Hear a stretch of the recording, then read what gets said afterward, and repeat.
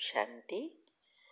हाँ, कई बार हम प्रश्न के उत्तर में कहते हैं कि आप YouTube पर हमारे चैनल पर जाओ और प्लेलिस्ट में आपको सब कुछ ग्रुप वाइज मिलेगा।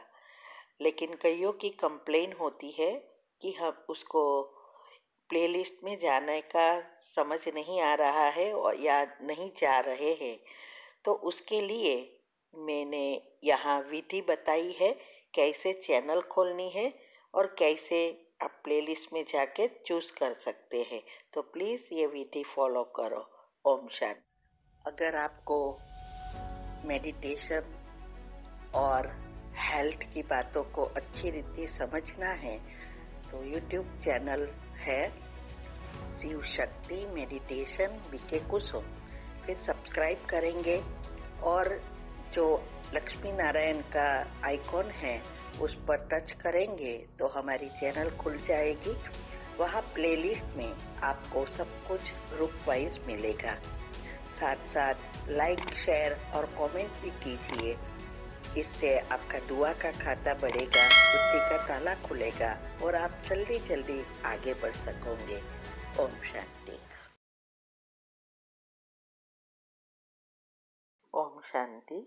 आपका प्रश्न है, आज का स्लोगन समझना है, निर्माणता की विशेषता को धारण कर लो तो सफलता मिलती जाएगी। तो प्रश्न यह है, निर्माणता की विशेषता क्या है और कैसे धारण करें। उत्तर है निर्माण और दूसरा है निर्माण। इसका मैंने बहुत अच्छी रीति टॉपिक एक रखा है, क्या अंतर है। तो निर्माणता का अर्थ है हमारे एक एक संकल्प अच्छी चीजों का निर्माण करे, क्योंकि जो कुछ हमारे साथ होता है या जो कुछ हमें चाहिए या सफलता भी चाहिए तो हमारे संकल्प को निर्माण करना अर्थात चलाना, कर्म रूपी बीज को बोना बहुत जरूरी है। आज दुनिया में सबको सब कुछ चाहिए और इसके लिए इतने पीछे पड़ते हैं, सारा समय यहाँ ढूंढते हैं यहाँ ढूंढते हैं, पैसा ढूंढते हैं, सोचते हैं कि हमें सब कुछ तभी मिलेगा जब हम खुश तभी होंगे जब हमारे पास सब कुछ होगा। लेकिन वो चीज प्राप्त करने के लिए सूक्ष्म में भरना है, स्थूल में नहीं। सूक्ष्म में होगा तो स्थूल ऑटोमेटिक मिलता है, लेकिन दुनिया में उल्टा कर रहे हैं, स्थूल में जाते हैं और चाहिए जो चाहिए वो सूक्ष्म में है।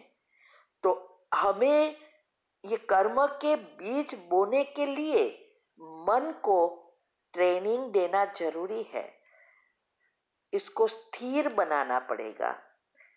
बीज बोएंगे तब हमें सफलता मिलेगी और इसके लिए जरूरी है हमारे मन और बुद्धि की एकाग्रता। तब ये सूक्ष्म एनर्जी का भी एक साइंस है, धरनी है, उसको धरनी को तैयार करना ही हमारे संकल्पों का परिवर्तन कर सब पॉजिटिव बनाना।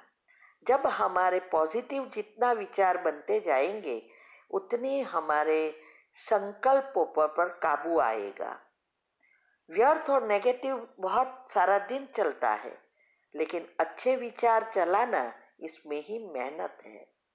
तो कोई भी चीज हमें चाहिए, चाहे हमारे पुरुषार्थ में सफलता चाहिए, पहले जन्म में श्री कृष्ण के साथ आना है, चाहे हमारे जीवन में स्थूल चीजें चाहिए, चाहे हमारा अच्छा परिवार चाहिए, चाहे हमें धन धान्य चाहिए, गाड़ी चाहिए, बंगला चाहिए, सबके लिए जरूरी है बीज बोना।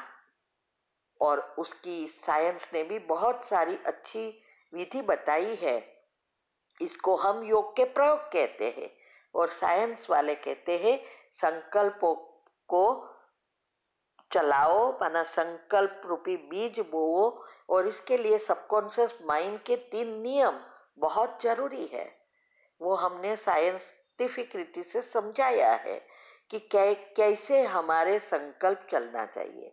लॉ ऑफ अट्रैक्शन भी कहता है हमें चाहिए चाहिए चाहिए नहीं, आई हैव, मेरे पास है।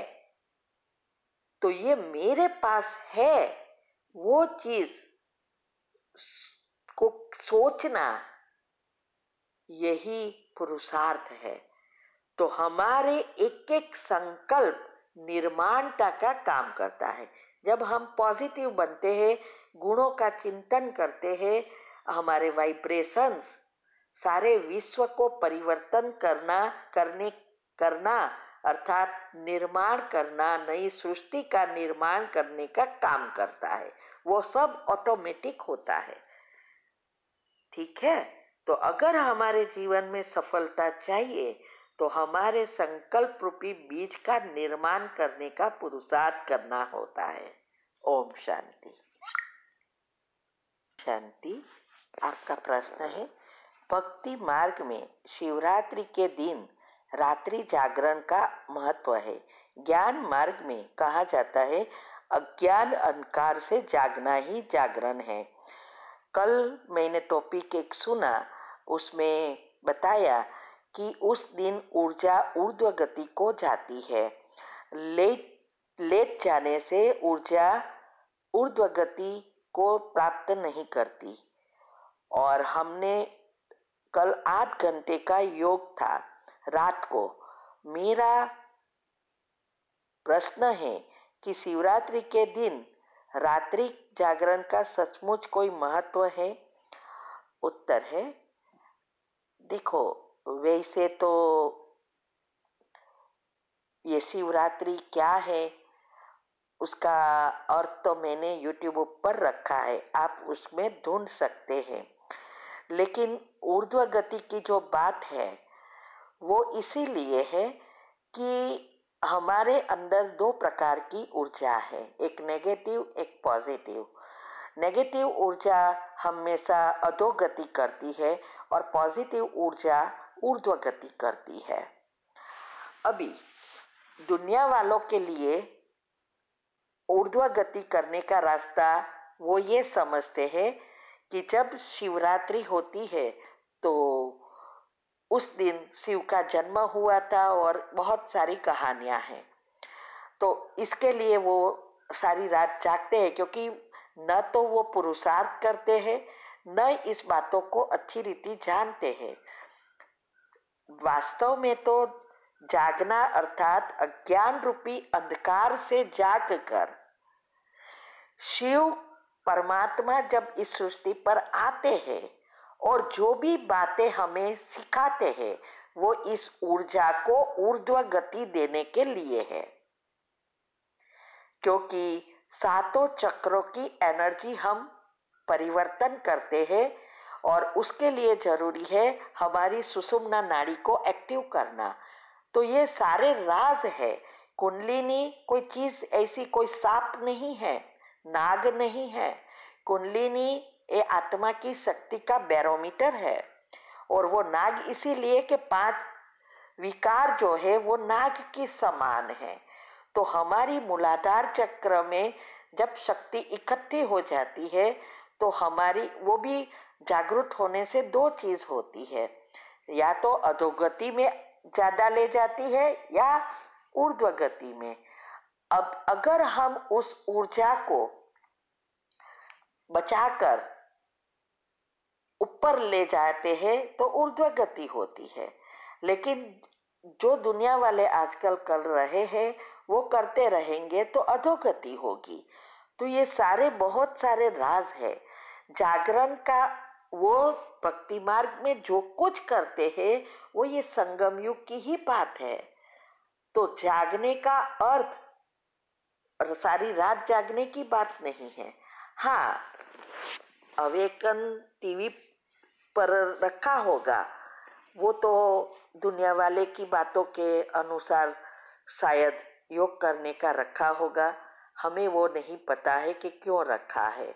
वास्तव में हमें सारा संगम युग जाग कर, वो रात्रि की निंद्रा बगाड़ के नहीं, लेकिन हमारा तीसरा नेत्र खोलकर सभी बातों को अच्छी रीति समझकर हमारे संकल्पों को पॉजिटिव बनाकर योग में पक्का बनकर सब हिसाब किताब चुकता कर हमारी एनर्जी को ऊर्ध्व गति देना है। उसके लिए ही मैं हमेशा कहती हूँ कि 7 पत्ते का बिल्ली पत्र और 11 रस, वो जो भक्ति मार्ग वाली नहीं, आध्यात्मिक रीति से 2 टॉपिक हमने रखा है, वो रोज का रोज करना है। यही जागरण है।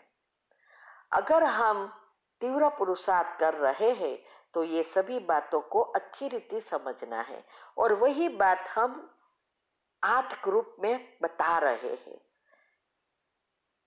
सेवा में धन लगाना भी जरूरी है, वो भी बता रहे हैं। तीव्र पुरुषार्थ भी जरूरी है, वो भी बता रहे हैं। दिनचर्या मनचर्या सेट करना भी जरूरी है। ये सारी बातें एक दूसरे से जुड़ी है। तो असली में जागरण अर्थात हमारी आत्मा की शक्ति को जगाना और 100% ब्रेन को खोलना, यही है पुरुषार्थ जो पहले जन्म में ले जाते हैं। और ऊर्ध्व गति तभी होती है जब आप सहस्त्र चक्र तक पहुंचते हैं। ठीक है। ओम शांति।